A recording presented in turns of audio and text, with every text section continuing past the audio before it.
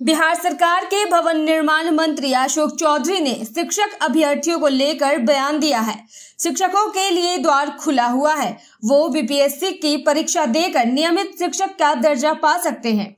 इससे पहले सरकार ने कहा है कि जब तक वो नियोजित है, रिटायरमेंट तक अपने पद पर बने रहेंगे और इसके लिए सरकार फंड देती है और उनकी बहाली पंचायती राज स्तर पर हुई है, लेकिन इसे बेवजह तूल दिया जा रहा है। सम्राट चौधरी को नेतागिरी करनी है, इसलिए सत्र के दौरान हंगामा और नोक-झोंक किया गया। डिप्टी सीएम तेजस्वी यादव के इस्तीफे के सवाल पर भाजपा पर प्रहार किया गया। कहा कि भाजपा दोहरा रवैया अपना रही है। सम्मान के लिए शिक्षक सुप्रीम कोर्ट तक गए, ठीक है, और ये बात भी सत्य है कि बहुत से ऐसे शिक्षक हैं जो स्कूल में नहीं जाया करते, ये भी मुद्दा है, और बहुत से उसमें ऐसे शिक्षक हैं जो पढ़ाते भी हैं, लेकिन इनकी नियुक्ति तो त्रिदशीय पंचायती राज व्यवस्था से हुई है ना।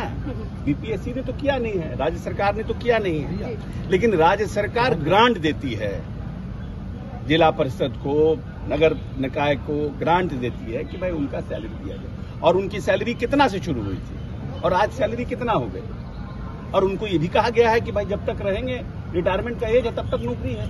और अगर किसी को अपग्रेड होना है, कोई बिहार पब्लिक सर्विस कमीशन में अपॉइंट होता है and he wants to become an IAS officer, तो उसको यूपीएससी क्लियर करना पड़ेगा। सिंपल बात है। अगर आज हमें मिले हैं, हमको एमपी बनना है, तो हमको एमपी का चुनाव लड़ना पड़ेगा भाई। आपको अपग्रेड होना है तो आप गो फॉर एन एग्जामिनेशन। अब आपकी कैटेगरी डिफरेंट है और आप बेटर कैटेगरी में आते हैं, लोगों को भी समझना चाहिए। लेकिन अब उसमें कुछ अच्छे शिक्षक हैं, तो नेता ने कहा ये मेरा जो बयान है, ये मेरा व्यक्तिगत बयान है शिक्षा मंत्री के रूप में, लेकिन माननीय नेता ने कहा है कि हम सब शिक्षकों से बात करेंगे, देखेंगे कैसे हो सकता है। हमारा सिर्फ ये सरकार की ये नीति नहीं है कि हम 4.5 लाख शिक्षक को प्रोटेक्ट करें। हमारी नीति है कि जो 2.5 करोड़ बच्चे हैं, जो दलित समाज से आते हैं, अति पिछड़ा से आते हैं, अल्पसंख्यक से आते हैं, जो 10.5% बच्चे स्कूल के बाहर थे, नीतीश कुमार ने 34,000 नए प्राथमिक विद्यालयों को बना करके उन बच्चों को स्कूल में लाने का काम किया। उनकी पढ़ाई कैसे हो, उनकी गुणवत्ता कैसे हो। बड़े जिनके परिवार के लोग हैं वो तो प्राइवेट स्कूल में बच्चों को पढ़ाते हैं, लेकिन गरीब का बच्चा जिसके माँ बाप के पास रोज अंडा बेच के, साइकिल बेच के जो बच्चों को पढ़ाना चाहते हैं, उनकी गुणवत्ता कैसे बहाल होगी, वो चिंता है। इसीलिए क्वालिटी एजुकेशन के लिए नए टीचरों को बीपीएससी के थ्रू बहाल किया जा रहा है। इसमें परेशानी कहाँ है? बीजेपी प्रदर्शन कर रही है, तो शिक्षकों की गिरफ्तारी क्यों की जा रही है? नहीं, प्रदर्शन करने का तरीका है ना। अगर हमको आज सभापति के खिलाफ में प्रदर्शन करता, ढेला लेके मारने लगेंगे, सीधा बोलने लगेंगे कि हम यहाँ पे चुपचाप धरना पे बैठेंगे। तरीका भी आप रोड जाम करिएगा, आम जन को परेशान करिएगा, तो क्या करेगा प्रशासन? तो अपना एक्ट करेगा ना। प्रशासन मुक्त दर्शक बन के तो नहीं बैठेगा, प्रशासन मुक्त दर्शक बन के बैठेगा। आप ही बताइए, कल आपका बाल बच्चा कोई इमरजेंसी में जा रहा है एम्बुलेंस से और रोड को जाम किया हुआ, तो प्रशासन का क्या काम है?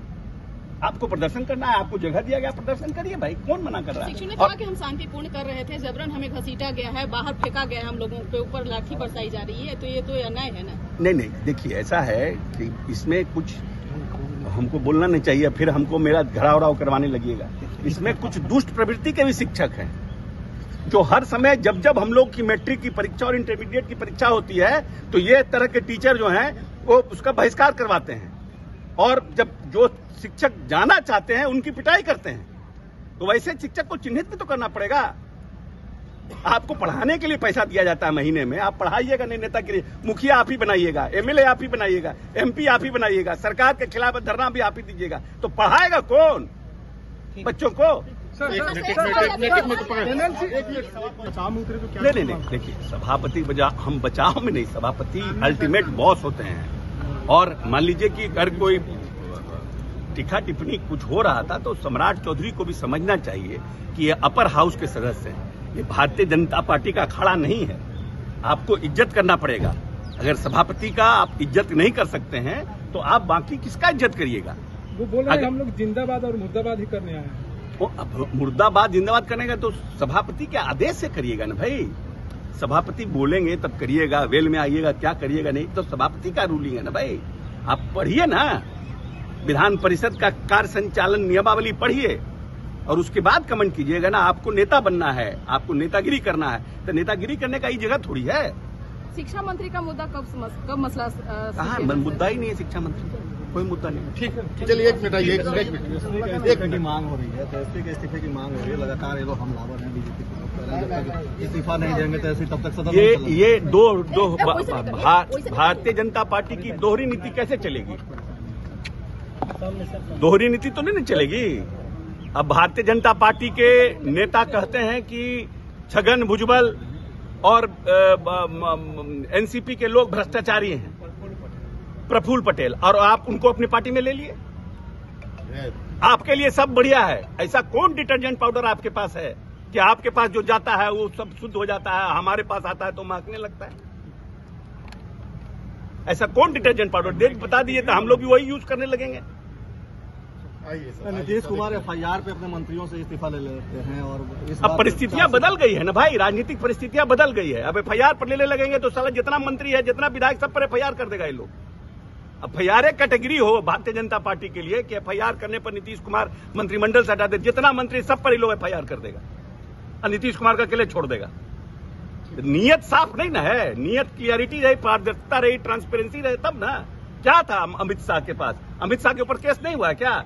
समय का इंतजार करना चाहिए। समय बहुत बलवान होता है, समय से बड़ा कोई नहीं है, समय से ज्यादा कोई बड़ा नहीं होता है, और सबका समय आता है और सबका समय बदलता है। कहा यह भी जा रहा है कि आप भी जमुई से बीजेपी के टिकट पे चुनाव। कहा के लिए हम बीजेपी जाएंगे? मेरा बाप 9 साल 9 टर्म में मिले रहे, हम अपने खुद रहे हैं, हम कांग्रेस पार्टी के रहे हैं, हम दिल दिमाग और जेहन से हम सेकुलर हैं, और हम मानते हैं कि इस देश के जो 90% मुसलमान हैं उन लोगों ने छुआछूत से परेशान होकर के इस देश में अल्पसंख्यकों के में शामिल हो गए, और आज उनको टारगेट किया जा रहा है। ये जितने लोग हैं, जो लोग ज्यादातर लोग अति पिछड़े के और दलितों के थे, क्योंकि उस समय सनातन धर्म में छुआछूत अपनी प्रकाष्ठा पर था, और जब मुगल शासन था उसमें वहां छुआछूत नहीं था, तो लोग बदल गए।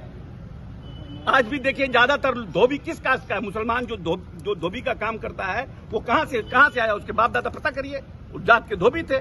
आज भी जो लोग कसाई का काम करते हैं वो लोग कौन थे? मुसलमान। ये लोग सब चमार जाति से आते थे। ये तो एक जानबूझकर बिदंगड़ा खड़ा किया जा रहा है इस देश में। जमुई से आप चुनाव लड़ेंगे कि नहीं लड़ेंगे? अरे कल बचेंगे कि नहीं बचेंगे ये हमको पता ही नहीं है। तैयारी है कि नहीं है? नहीं, हम तैयारी क्या करेंगे? Man propose God dispose. तो हम कल क्या होगा मालूम है? हमारा एक दोस्त था 41 साल का, दिन भर हमारे साथ रहता था, दिन भर उसके साथ, और उसको एक हार्ट अटैक हो गया, वो मर गया। कल क्या होगा मेरे साथ क्या मालूम है? सर इधर आ जाइए, इधर